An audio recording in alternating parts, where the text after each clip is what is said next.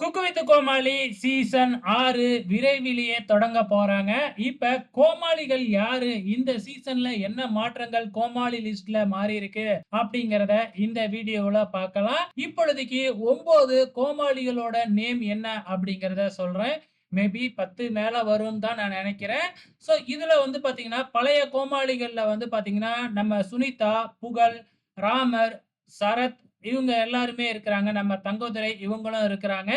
குறைஷி இருக்கிறாரா இல்லையா அப்படிங்கிறது இதுவரைக்கும் தெரிய வரல. அதே டைம்ல புது கோமாளிகள் யாரு அப்படிங்கிறத பார்க்கலாம்.